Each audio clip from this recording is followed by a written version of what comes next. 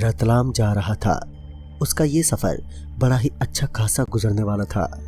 यही सोचकर वो स्टेशन पर समय से पहले ही पहुंच गया। स्टेशन पहुंचकर वो अपनी ट्रेन का इंतज़ार करने लगा। आधे घंटे बाद रात के करीब 8:30 बजे उसकी ट्रेन पहुंची। लोकेश भी बिना झिझके अपनी बोगी की तरफ बढ़ने लगा। उसकी सीट आखिर की बोगी में थी। बात थोड़ी अजीब तो थी, पर किसी न किसी को तो आखिरी वाली बोगी में सफ़र करना ही पड़ता है। वैसे भी सिर्फ 36 घंटे का ही तो सफ़र करना था लोकेश को, तो ऐसे में चिंता की क्या बात थी। लोकेश बड़े आराम से अपनी बोगी यानी कि आखिरी वाली बोगी में अपनी सीट पर सेटल हो गया। रात का वक्त था, तो वैसे भी उस बोगी में अंधेरा पसरा हुआ था। लोकेश को इस बात का जरा सा भी अंदाजा नहीं था कि यहाँ उसके साथ कुछ भी गलत हो सकता है, लेकिन मन में थोड़ा बहुत डर तो रहता ही है, क्योंकि तूफान समय बताकर नहीं आते। लोकेश जब उस बोगी में चढ़ा था, तब पहले से कुछ गिने चुने लोग उसमें बैठे हुए थे।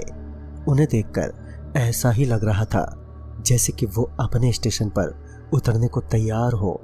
लोकेश को भी एक लंबा सफर तय करना था और ट्रेन भी अब स्टेशन से निकल चुकी थी।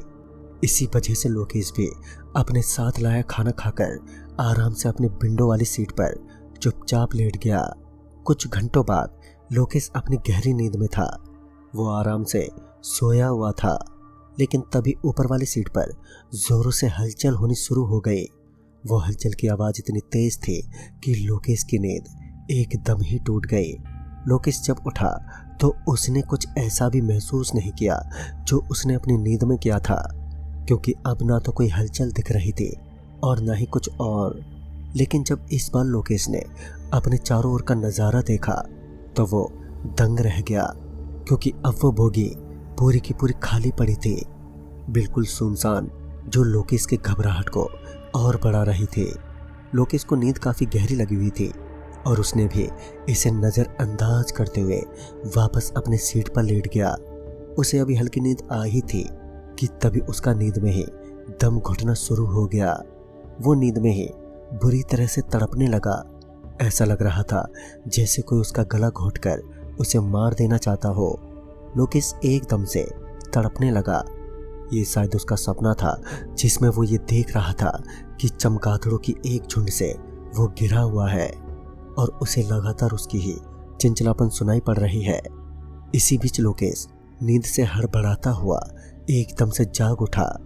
नींद से जागने के बाद उसने ठीक अपने सामने एक लंबे से आदमी को खड़ा पाया। उस आदमी को देखकर लोकेश के तो होश ही उड़ गए। वो आदमी एक टक से लोकेश को घूरे ही जा रहा था। एक तो वो आदमी भी लगभग 6 फुट का लग रहा था, और ऐसी अंधेरी रात के सुनसान बोगी में वो आदमी लोकेश के डर का पात्र बनने के लिए काफ़ी था। तभी उस आदमी ने लोकेश को उस सीट से उठने का इशारा किया। लोकेश कुछ समझ नहीं पाया और वो कुछ बोल भी नहीं पाया, लेकिन उसी वक्त उस लंबे आदमी ने लोकेश को एक सख्त आवाज़ में कहा, वो मेरी सीट है। लोकेश ने जब माहौल को ठीक से देखा तो उसे पता चल चुका था कि वो बगल वाली सीट पर आ चुका है। वो वैसे ही आधी नींद में डरा हुआ था और उस आदमी से भी इसे डर लग रहा था। इसके बाद लोकेश वहाँ से उठा और अपने बगल वाली सीट पर जाकर बैठ गया। वो आदमी भी अब लोकेश के सामने ही बैठा था। वो आदमी दिखने में किसी राक्षस से कम नहीं लग रहा था। मोटी आंखें, नुकीले दांत और एक बड़ा ही अजीब सा कान। सबसे ज्यादा लोकेश को हैरानी उस आदमी के कान देखकर हुई। उस आदमी का कान किसी चमगादड़ की तरह टेढ़ा मेढ़ा और लटका हुआ था। ये सब देखकर लोकेश और भी ज्यादा डरने लगा, लेकिन वो चुपचाप खिड़की से सर सटाए बैठा रहा। अब वो चाहकर भी सोना नहीं चाहता था, क्योंकि उसे ऐसा लग रहा था कि अगर वो सो गया तो शायद ही लंबा शख्स उसे हमेशा के लिए सुला देगा। वो भी चुपचाप बैठा रहा और फिर लगभग कुछ मिनटों बाद लोकेश को पता नहीं क्या नशा लगा कि आखिरकार वो अपनी सीट पर ही लेट गया। वो गहरी नींद में था, लेकिन जब उसकी इस बार आंख खुली तो सुबह के लगभग 7 बज चुके थे। वो अपनी नींद से जागा और सबसे पहले उसे कल रात वाली बात का ख्याल आया। उसे तुरंत उस लंबे और चमगादड़ जैसे दिखने वाले शख्स की याद आ गई। वो अपनी सीट से उठा और इधर उधर देखने लगा। वो काफी इधर उधर देख चुका था, पर कहीं भी उसे वो लंबा शख्स दिखाई नहीं दिया। ये मामला था तो बड़ा अजीब, लेकिन फिर उसे ऐसा लगा जैसे शायद उसका स्टेशन आ गया होगा, तो वो अपने स्थान पर उतर गया होगा। फिर इसके बाद लोकेश फिर से खुल के अपने सफर का आनंद लेने लगा। दोपहर के 2 बजे के आसपास कुछ लोग भी उस बोगी में चढ़े थे। इसके बाद लोकेश भी उनसे बातचीत करने लगा। कुछ ही समय में टीटी का आगमन हुआ। वो टिकट चेक कर रहा था और लोकेश ने अपना टिकट दिखाया। फिर उसके बाद उसने एक बार टीटी से कल रात वाली घटना के बारे में पूछ ही लिया, लेकिन लोकेश जैसा सोच रहा था वैसा बिल्कुल नहीं था। वो टीटी पहले तो बड़ी हैरानी से लोकेश की तरफ देख रहा था, और अब सिर्फ वो टीटी ही नहीं बल्कि बोगी में मौजूद सारे ही लोग लोकेश की तरफ बड़ी हैरानी से घूरने लगे। लोकेश इसका मतलब नहीं समझ पाया, तो उसने दोबारा इसी बारे में पूछा, तो टीटी ने उसे बस इतना ही कहा, कोई यात्री था जो सफ़र कर चुका है, अब उसके बारे में बात करके सिर्फ नुकसान ही हो सकता है। बस अगर अब से दोबारा वो दिखे तो अपनी शक्ल छुपा लेना। टीटी की कही बात बिल्कुल भी लोकेश के समझ में नहीं आई। इसके बाद लोकेश बिना किसी से कुछ बोले अपनी सीट पर बैठ गया। थोड़ी देर बाद एक चाय वाला वहां से गुजरा। तभी चाय वाले को लोकेश ने टोकते हुए पूछा, भैया रात में चाय पानी नहीं लाते हो क्या? तो उसने कहा, नहीं लाते तो हैं, रात के 10-11 बजे तक तो हमारा आना जाना चलता ही है। लोकेश ने कहा, पर कल रात जब मैं चढ़ा था तब तो मुझे तुम दिखे नहीं। कल मैं पानी के लिए तरस गया था और आगे कोई स्टेशन भी नहीं दिखाई दे रहा था। तो उसने कहा, वो क्या है ना साहब, रात के वक्त यानी कि सूरज ढलने के बाद इस बोगी में ना तो आपको कोई चाय वाला मिलेगा और ना ही कोई बेचने वाला। तभी लोकेश ने पूछा, क्यों, ऐसा क्यों?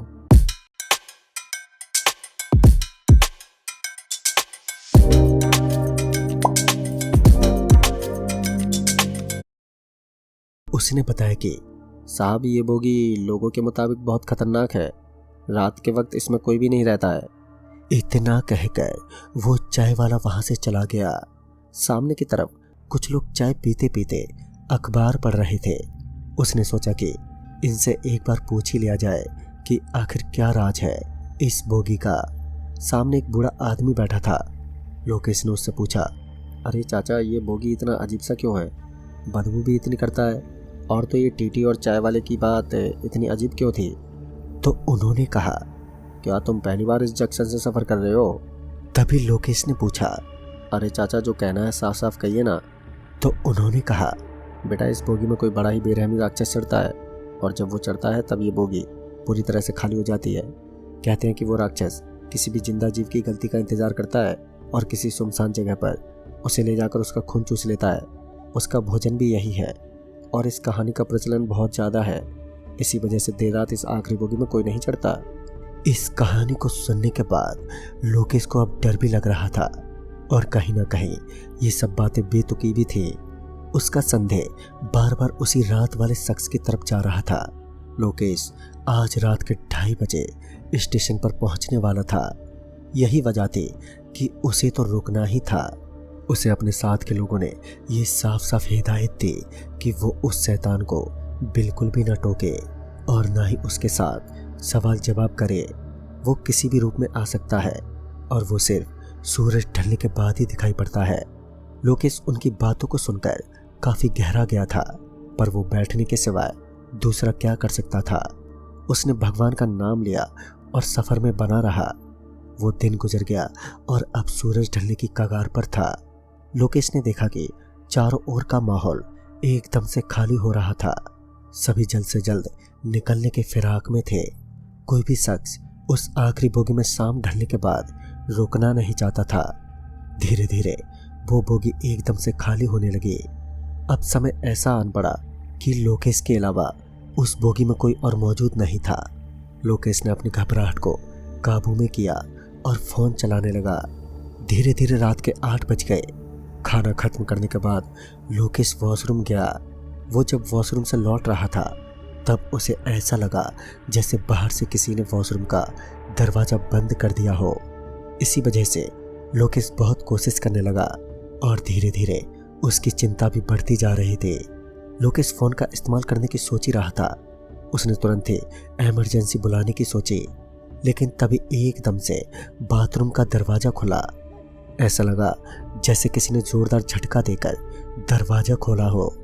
उसके बाद लोकेश मन में डर लिए वहां से निकला और फिर वापस अपनी सीट पर आकर बैठ गया। उसी वक्त एक स्टेशन आया। लोकेश ने जब खिड़की के बाहर से स्टेशन का नज़ारा देखा तो वो दंग रह गया। लोकेश ने देखा कि उस स्टेशन पर वही लंबा चमगादड़ की तरह दिखने वाला शख्स खड़ा हुआ है, जिसे बीती रात लोकेश ने बोगी के अंदर देखा था। लोकेश उसे देखकर एक बार फिर अंदर से सहम चुका था, लेकिन कुछ ही मिनटों बाद ट्रेन अब उस स्टेशन से गुजर चुकी थी और उस वक्त रात के लगभग 9 बज रहे थे।